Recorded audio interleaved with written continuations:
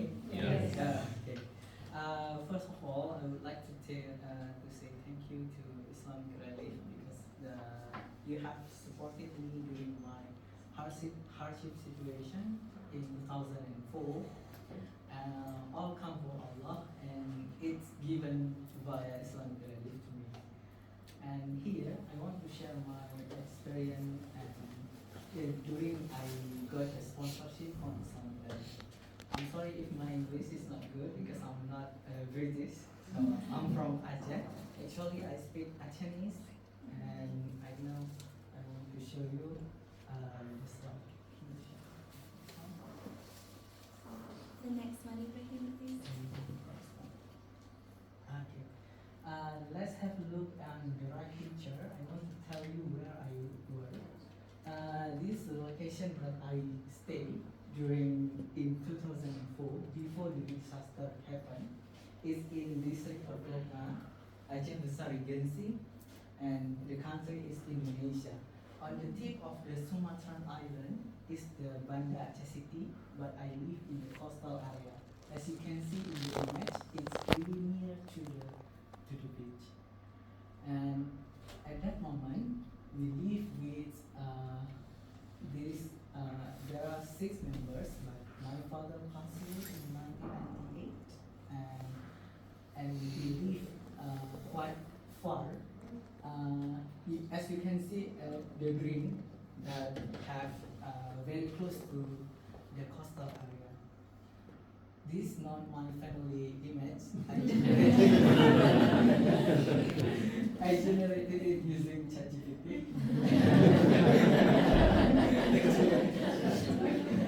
Okay.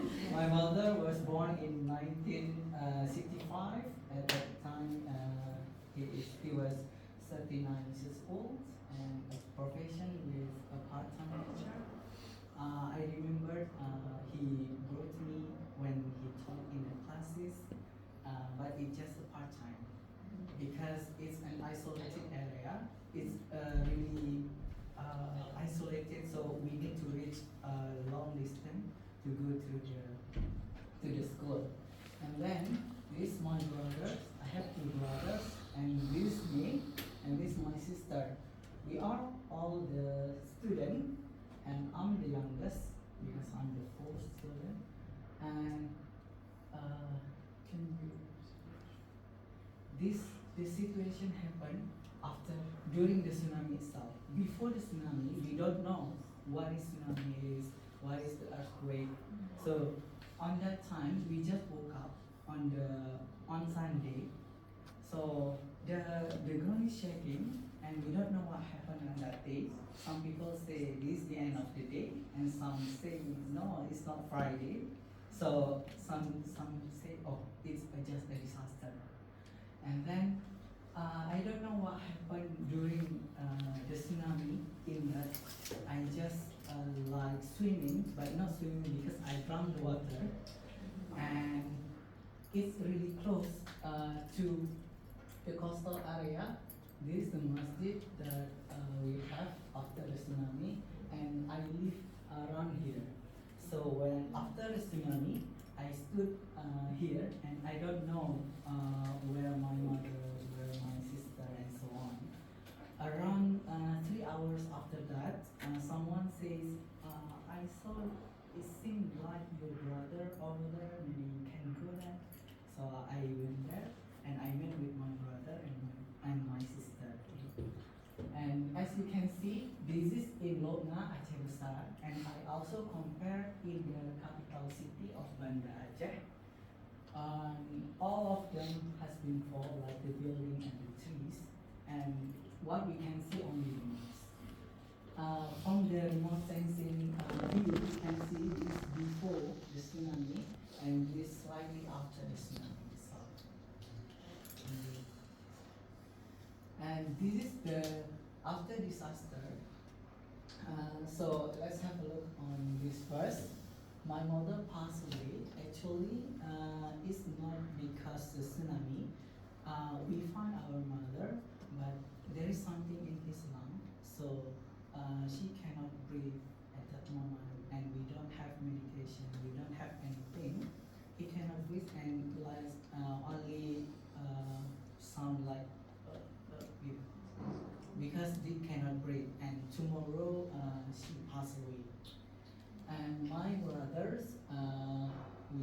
1 year apart from me. We cannot find his body. And on the second day, my sister is adopted by a Singaporean family because they come by helicopter to see, because the family wanted girl, not boys.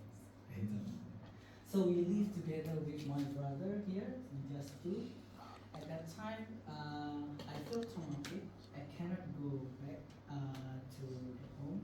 So we don't have anything. We don't have clothes. We don't have food and everything.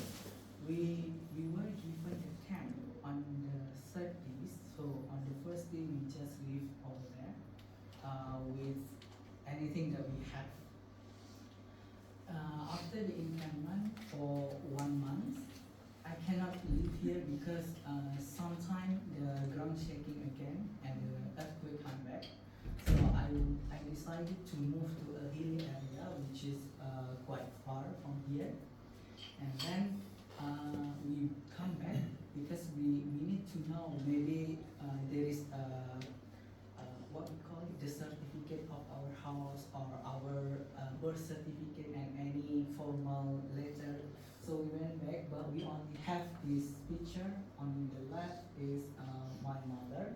As you can see, there is a spot of tsunami, and this is my father. I've never seen him before because she passed away 4 months after I was born.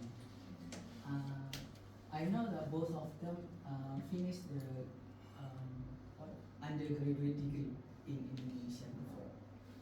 And this is my picture when maybe 1 year after the tsunami. I was 6 years old. During that time, I just studied, but I don't know what to do apart from just learning swimming because because I don't know what to do. If something happened, like I was drowning or something, I can save my life.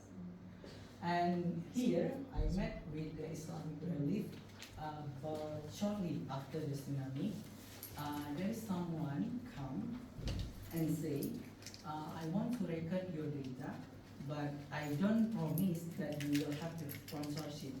We will seek for the donator. And the person took a picture of me. I remember the girl with one guy. I don't know that because I was 6 years old. That's the first time. Can you continue? After that, I went to high school, and after completing during the elementary school, I cannot interact a lot with the visitor of Islamic relief because I don't know what to tell, so they just speak with my brother and my aunties. And here, during the junior high school, after the elementary school, my aunties cannot cover, despite has been sponsored by Islamic relief and so on. My aunties has children 3, and her husband passed away in 2005, and she didn't have any job. She just make a cake and sell and buy and so on. So she decided to put me in a boarding school. It was funded by Arabic country, Kuwait, Qatar, and Egypt. And I found this, we call it Mushrif Tarbawi, and we have also Mushrifah Tarbawiyah at that moment. So I was put in boarding school for 3 years, but I cannot stay there more, so I decided to move because living in a boarding school, I don't have the nature of life because it's like an artificial life, not in the nature one. So when I come back, some people pass away. There is a slight change in my culture, so I cannot adapt. And my friend that I used to know in elementary school has went anywhere. So it's challenging for me to adapt again. After that, this is the show of one visitor of Islamic relief co-worker. They always take me a picture, and I don't know how many times they visit, because sometimes when they visit, I didn't, I wasn't in my house because I went to school, and they come without notice, so we cannot spend our time. If they have noticed, maybe one day, maybe we can spend our time. So this is my aunties, and this is me in uniform. During my high school, after completing from Alphidian school, and I went to senior high school, and Alhamdulillah I got several competition. In Indonesia we call it as musabaqah. And on the upper one for math, and for the below one is for physics. So that's why I continued my undergraduate degree in physics. And then in 2017, I met again with another visitor from Islamic value. So I think it's four. The first one that recorded my data, and then the second one with Chukmun Tiasari. It's quite long, around 8 years maybe. And then it's moved to Rumah Zakat. I don't know why. So in Rumah Zakat, it's quite different from the Islamic value visitor, because in Rumah Zakat they just finish the administration, but they don't ask too much like the visitor. If the visitor asks, what did you do every day? How do you spend the sponsorship? How about your life? Is it helpful a lot, and so on. And then my sponsorship has been ended in 2017 because I did a part-time job here. After graduating from high school, I went to the university and I did part-time job. So I went to the university from 8 to 17, and after that I teach part-time job in a private education institution. Based on the Rumah Zakat review, I'm not qualified anymore to receive the sponsorship, and the allocation should be allocated to the person that needed the most. And then during the study, I participated in some competition as well. It's called the National Olympiad. It happened in Malang, East Java, also in Sulawesi, and Alhamdulillah, I won in that. As you can see, that's one me. And in 2020, I graduated. This is my aunties from Shahwala University. After that, I still work as a part-time job as a teacher, math, physics, and GRE. And I changed my mind. I want to switch my career from the teacher and to become like scientist in computer science, because my brother was a programmer, and I got insecure with him. So that's why I learned English before, but it's not focused and I cannot speak. So I decided to go to test English school in East Java. There is an English village, and I used the Islamic Relief funding to go there, as well as to take the IELTS examination. And I went there during the pandemic in 2021. That's why we were in mass. And I stayed there for 6 months. After that, I enrolled in LPDP scholarship, and they gave me this the English training in the University of Indonesia in the capital city, Jakarta. It's been for 6 years. 6 months. So 6 months and 6 months. So I learned English for 1 year. After that, I was awarded the LPDP scholarship to come here to study at the University of Birmingham. Firstly, why I chose UK instead of other countries. First one is the weather, the season. In Indonesia, it's too hot. If you come, some of you maybe visited Aceh, you can suffer from hot. And studying here only 1 year, unlike in America and other countries, so I prefer to study fast and then continue to the working environment directly. After that, the University of Birmingham located in the middle, so if I want to travel to London or Edinburgh, it's quite easier, not too far. Maybe my friend who studied in the University of Sussex, it's quite hard to reach Edinburgh because it's too long. And right now, I studied in data science. Why data science? This is start career as the computer science student, and they achieve the student without CS background and without programming before. And here I learn much. Can you continue? Here I live with my housemate, all of them from Indonesia. I live in Tanjung on Seliok. And this is the Indonesian that have been awarded scholarship from LPDP to study here. We gathered together from during the Eid Mubarak, Idul Fitri, and so on. We celebrated. And yesterday we recorded the video in the university with Charlotte and the filming team as well, and that's why I can come here today. This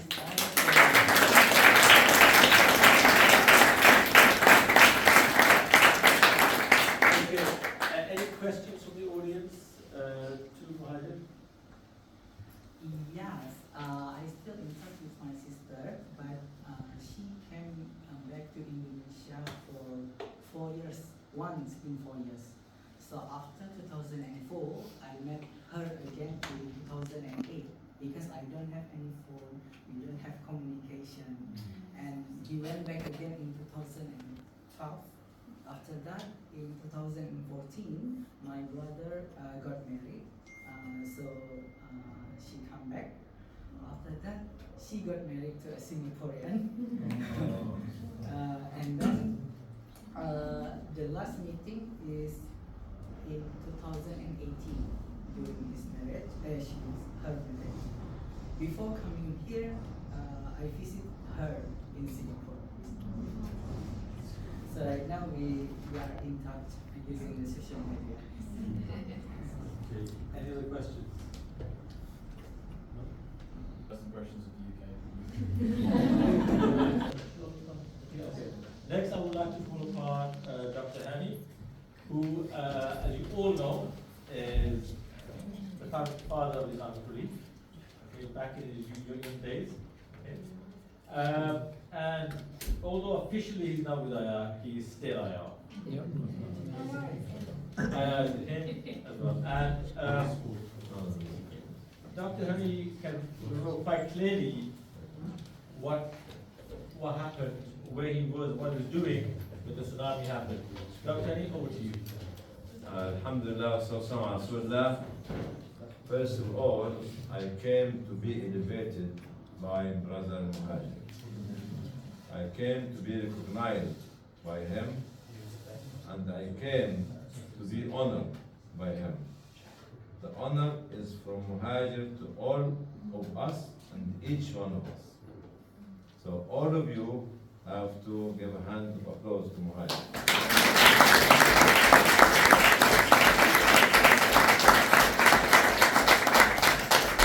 We started, as Wasim was talking about Sudan.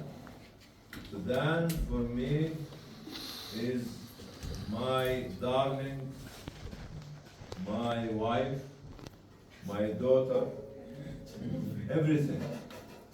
Sudan is my teacher, and we are indebted as Islamic Relief to Sudan. Sudan was the scholar of teaching all the global humanitarian workers from the 60s up to today. But we turn our back to Sudan because there is sanction on Sudan. What we have seen in Sudan in the 80s and 90s and up to today is not only ethnic cleansing, is exactly repeating what happened in Bosnia in 1992 to 1995. systematic, vicious rape, displacement, and the world is quiet about Sudan, which is disgrace. And you need to understand the value of Sudan to the whole world, not only to the African, not only to the North African, not only to the Arabs, not only the Muslims. This is very serious, more serious than any other country. Thank you, Asim, for highlighting Sudan. Remind me when you were speaking to me about the rape, exactly what happened in Bosnia. They used to tie the legs and the arms of the father or the husband and rape the wife or the daughter in front of them. And he was telling me the same story, again and again and again. Those people are not human beings. Animals are more merciful than them. And we need to advocate not only for Sudan and for the DRC and for every other country to actually understand for them because they are the right holders. This is the beginning, and my flower is for Srebrenica, if you don't know it. And if you don't know it, it's a shame that you don't know that. This is Sudan. For our first visit to Banda Aceh, just get me the mosque. For image. Banda Aceh in 2005. It was myself, Muhammad Afsar is not here today, as well as Mustafa. Where is he? Come on here. Come on, Bobby. Come on. No, Dr. I said come in here. You come in. That's it. An order. Order. I'm in the House of Commons now. Order. And Muhammad Afsar, myself, and Mustafa Osman. And at that time, we developed a pioneering idea. For any disaster, a team should be made of 3 departments: the fundraisers, the media, and the IPD, headed by the emergency. And the IPD, remember that, should be the lead among the other 2. The 3 of us went there, then followed Muhammad went there. No, I wasn't with you, Dr. I went on the second trip. But I was with you. So go and sit down.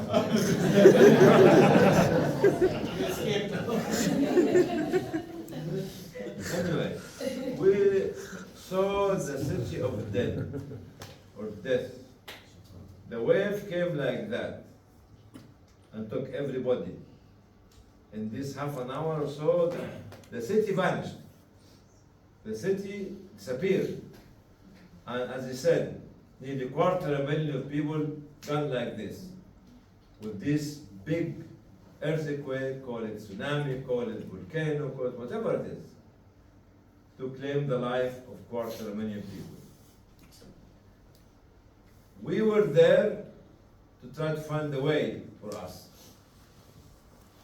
And we were smelling underneath our feet the smell of the bodies. Because they were buried. Some of them burned alive, some of them were dead. This was the situation. But here is the miracle. You see, where is the mosque? Still standing. You know this mosque? When I was there this time, I went to Banda Aceh on the 10th of May. Which month is it now? October. It must be September.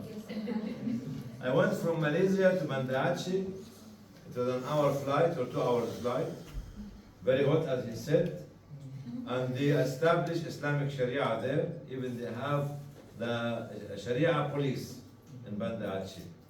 You can hardly find a woman not wearing an Islamic dress in this area. And we went to see the mosque, this one. And went to see another mosque. And they said, I said at that time, I want to see the big boat. They said, yes, we have it. The big boat was 2,600 tons. Was there the generator, electricity generator for the whole city. You know what happened? The wave came from this direction, Picked it up. pushing it this way, and the wave came from this direction, pushing it this way, and the wave came from this direction, pushing this way. Why? To avoid the mosque. 3 waves as the lady told me when I was interviewing her, the 3 waves came to lift the boat 2,600 tons to avoid this big mosque and the other mosque, smaller one. And between them maybe a half kilometer or something like this. And this is the hand of Allah to put it as a miracle that this mosque is still there up till now, and to pray there in this journey. This is where you find the touch of the hand of Allah there. When we were there in Banda Aceh in January 2005, you know what we found written on the walls of the airport? Stop taking our children. Those kind of so-called humanitarian, they are terrorists, taking the advantage, taking the children, because there is no parents. Stop taking our children. The same thing happened in Haiti. Same thing happened in Chad. Somalia. At the time of Darfur, and they were discovered by the security. I was defended by the ex-president of France, because the French organization, or USA at the time of Haiti, and Somalia. More than 30,000 children were taken at the famine of 1992. And Syria as well. Yeah, and Syria. But actually, when we look at this, it's not colonialism anymore. We have to change the name of humanitarianism because we spoiled it, because we wasted it. We have to change it, bring a new value, a new terminology of humanitarian work. And this is our role as Islamic Relief. You remember who was with me at 2006? We developed an award called Humanitarianism. What does it mean?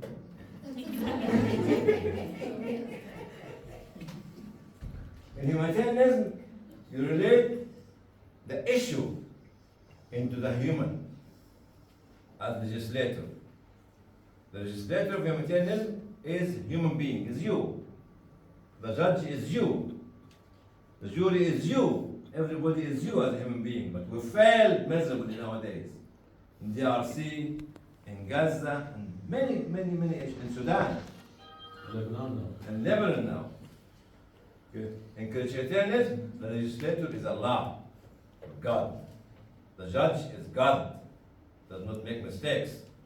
Then you as a human being could become a lawyer, could become the attorney, could become the, witnesses, could become the jury, could become the criminal as well. So we need to challenge the terminology of nowadays. This unfortunately was happening.